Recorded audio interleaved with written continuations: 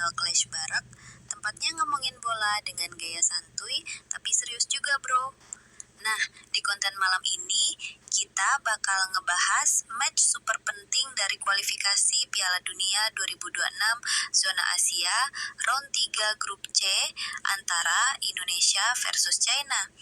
Dan yes, spoiler dikit, Indonesia menang 1-0. Gila sih, ini bukan cuma sekadar menang biasa bro. Kemenangan ini tuh kayak menemukan sandal jepit yang hilang satu pas kita udah nyerah. Udah 38 tahun loh kita nggak menang lawan China. Jadi wajar dong kalau fans bola di seluruh negeri sekarang lagi vibes-nya kayak pesta 7 hari 7 malam. Dengan hasil ini, Garuda Nusantara masih punya harapan buat lanjut ke round 4 dan ngelangkah makin dekat ke Piala Dunia. Gokil sih, perjuangannya luar biasa. Pemain jatuh bangun, lari kiri kanan kayak shuttle run. Duel udara juga dilibas habis. Pokoknya totalitas tanpa batas.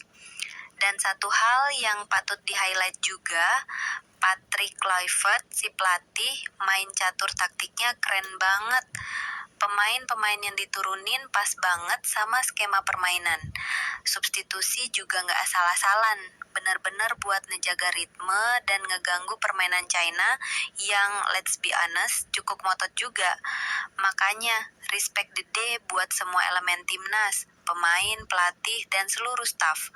Mereka udah kerja keras banget buat kasih kado spesial buat kita semua. Kemenangan bersejarah yang benar-benar priceless. So ya, buat kita semua, jangan lupa dukung terus timnas. Bukan cuma pas menang doang ya. Biar perjalanan ke Piala Dunia 2026 ini bisa lanjut terus. Siapa tahu kita beneran bisa lihat Indonesia main di panggung dunia. Nah guys, masuk ke babak kedua nih. Di sini kelihatan banget ya, tim China mulai lebih dominan. Mereka ngebut, gaspol, kayak habis dikasih motivasi serikaan panas di ruang ganti. Tapi tenang dulu, ini bukan berarti Indonesia melempem. Justru perubahan strategi dari coach Patrick Kluivert tuh kelihatan banget pengaruhnya. Tapi sebelum gue bahas soal taktik dan strategi kayak anak bola serius, kita perlu pahamin dulu satu hal penting. Skuad timnas kita sekarang mayoritas diisi pemain-pemain yang merumput di Eropa, bro.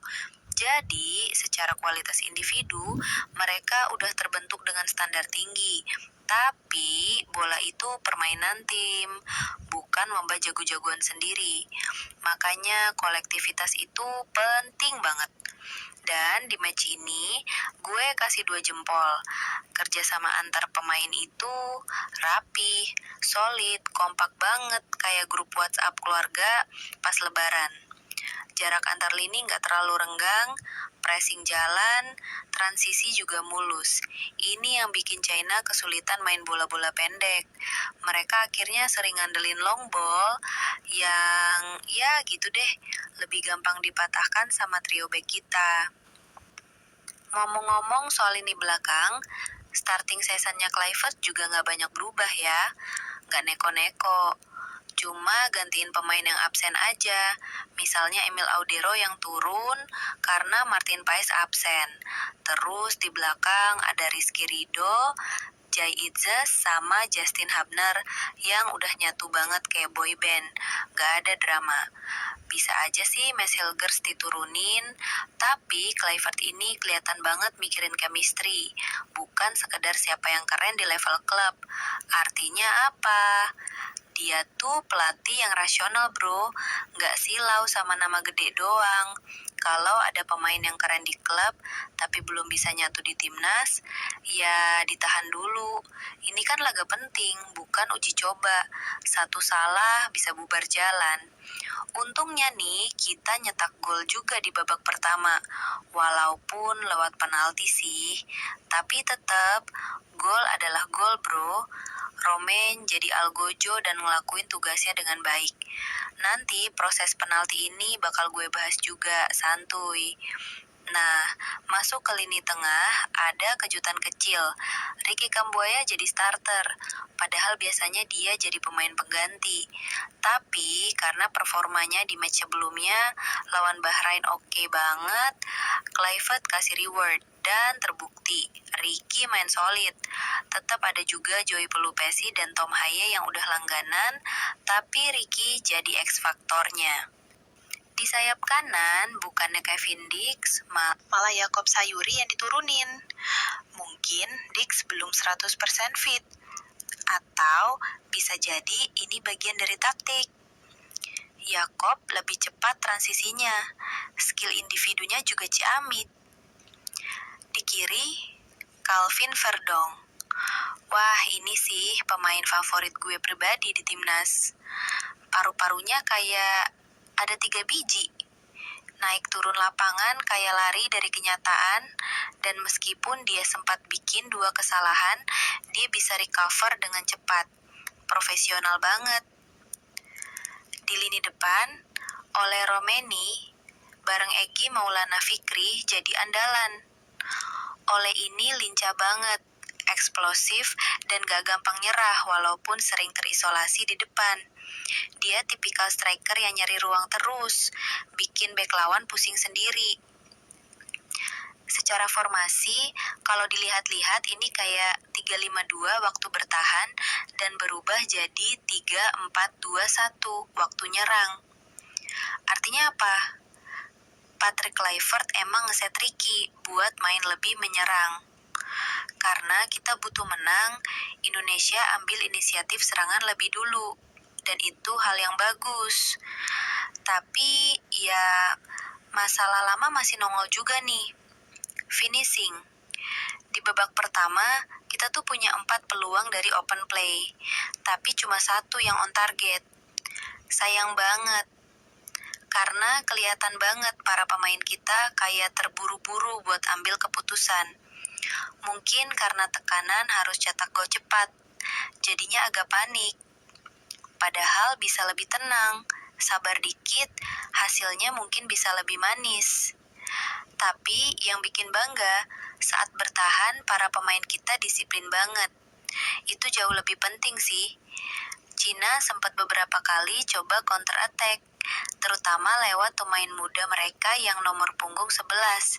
Cepet banget bro, lari kayak motor Vario abis tibor up. Umurnya baru 18 tahun pula. Tapi ya, walaupun Cina juga main cukup disiplin dan nge-fight, timnas kita nggak kasih mereka napas banyak. Semua lini kerja keras, semua pemain tampil maksimal. Bro, jujur ya, ini pertandingan kayak bukan bola, tapi UFC. Cina mainnya kasar banget. Kalau gue jadi pemain timnas, mungkin udah ngeluarin jurus kungfu Shaolin sekalian. Tapi yang bikin bangga, pemain kita nggak ada yang terpancing emosi, nggak ada yang bales nyikut, nggak ada yang pura-pura pingsan sambil ngintip. Disiplin banget. Mental kuat, bro. Nah, Ricky Kambuaya nih, kalau dia nggak dilanggar di momen itu, yakin gue, itu udah tinggal 1 langkah lagi cetak gol. Tapi ya namanya juga nasib, dia malah digunting kayak rumput lapangan. Tapi walaupun bukan dia yang cetak gol, buat gue Ricky tetap man of the match. Dia ada di mana-mana, depan ada, tengah ada, belakang pun nyempil. Gue sempet curiga dia bawa jimat teleportasi. Oke, Ole emang cetak gol. Dia match winner, gak ada yang bantah. Tapi kalau ngomong kontribusi total, Ricky itu kayak charger 100 watt ngisi tenaga tim sepanjang laga. Dan ini yang gue suka dari pelatih Patrick Kluivert. Dia tuh ngelihat siapa yang perform, bukan siapa yang followersnya banyak di IG. Pelatih fair play, bukan pelatih feeling. Beckham Putra juga akhirnya main. Nah, ini nih, gue udah bilang dari dulu, jangan keburu ngehujat anak orang. Giliran sekarang dia dimainin, lo semua auto, wah, ternyata bagus juga ya. Iyalah, kalau latihan dia rajin, dikasih menit main, dan dia langsung tunjukin kualitas, makanya netizen plus 62 stop jadi scout dadakan. Dan lucunya ya, tiap kita nyerang cepet, pemain Cina kayak anak magang panik sendiri. Salah passing, salah tackle, puncaknya pelanggaran ke Ricky. Jelas banget itu kena kaki, bukan kena bola. Bahkan VAR pun kalau diajak ngopi dulu, tetap bilang itu penalti. Gue kira Jay Itzes yang bakal ambil penalti, soalnya dia pegang bolanya. Dalam hati gue, serius lo Jay. Tapi ternyata dia cuma nahan bola buat Ole. Cerdas juga. Dan Ole maju, langsung cetak gol. Gue pun baru bisa napas lega. Karena kalau kita nggak unggul duluan di babak pertama, deg-degan rasanya kayak nunggu hasil UTBK. Strategi di babak kedua, Kluivert putar arah. Nggak ada lagi high press. Capek bro, main siang, cuaca panas, nggak kayak di Eropa yang adem. Jadi, tim nunggu di tengah, main sabar. Tapi giliran counter, waduh, kayak ninja keluar dari asap. Cepat, tajam, efektif. Cina sepanjang laga cuma punya satu peluang on target. Yang lain long ball doang, serius kayak nonton highlight PSSI 2007. Asal kirim bola ke depan ngarep ada keajaiban. Tapi sayangnya keajaibannya nggak datang. Emil Audero juga tampil bagus, meski sempat bikin 2 kesalahan di babak pertama. Sekali dia kasih bola ke lawan, untung tembakannya nyasar kayak chat ke mantan. Sekali lagi bola lepas, tapi langsung dilanggar. Jadi masih aman lah, nggak perlu dihujat dulu. Back kita juga solid banget. Rido, Ijes, Hubner main disiplin. Dan yang gue salut, Justin Hubner bisa jaga emosi. Padahal lawan kayak ngajak ribut terus, tapi dia tetap kalem, kayak mas-mas kopi senja. Lanjut ke menit 72.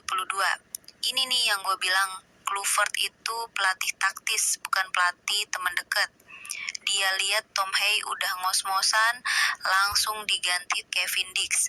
Terus Yakob Sayuri ditarik, masukin Beckham Putra. Ubah formasi, segarkan lini depan. Beckham main, wah seger banget, kayak baru bangun tidur, minum Pocari, terus lari 100 meter tanpa ngeluh.